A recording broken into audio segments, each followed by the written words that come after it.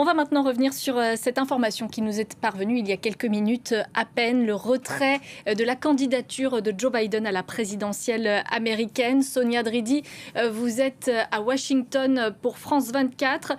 C'est une annonce qui a pris tout le monde de court aux États-Unis? Alors, pas tout à fait, parce que cela faisait plusieurs jours maintenant que les démocrates ne se demandaient pas si Joe Biden allait se retirer de la course à la présidentielle, mais plutôt quand, parce qu'il avait une pression énorme de la part de son parti, le Parti démocrate, avec notamment des figures phares comme Nancy Pelosi, la chef des démocrates au Congrès, qui l'avait rencontrée il y a quelques jours pour lui dire que l'opinion publique était contre lui et qu'elle pensait qu'il fallait qu'il abandonne la course à la présidentielle. Il y avait aussi, selon les médias, Barack Obama qui avait confié à des démocrates qu'il avait des doutes sur la viabilité de la candidature de Joe Biden. Donc on sentait même que ces fuites finalement étaient un petit peu organisées pour pouvoir mettre une pression publique à Joe Biden qui, on le sait, eh bien, avait du mal à prendre sa décision. Et on le disait ces derniers jours, de plus en plus réceptif à la possibilité d'abandonner sa candidature, mais eh bien, Joe Biden a un ego, il est aussi têtu et il est encore persuadé, je pense, qu'il est le meilleur candidat pour battre Donald Trump. Donc ça a pris du temps, mais vu la pression immense au sein de son parti, il a fini donc par écrire cette lettre pour annoncer son retrait de la course à la présidentielle. Donc c'est un moment historique.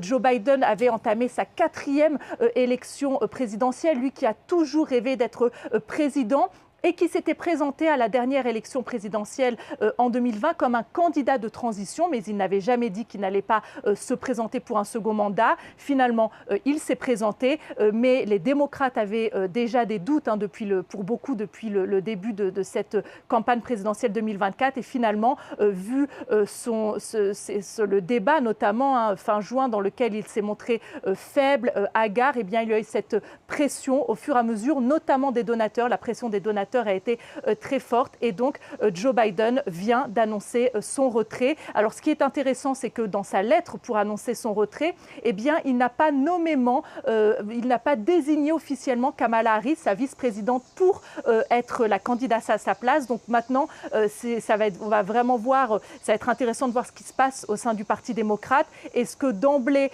on demande aux délégués qui vont se réunir à la convention fin août de choisir Kamala Harris comme candidate, ou est-ce que ça va être une convention ouverte où on va laisser les délégués faire leur propre choix? On sait aussi que le gouverneur de Californie, Gavin Newsom, pourrait être intéressé, en tout cas beaucoup de démocrates le voient comme potentiel candidat pour leur parti.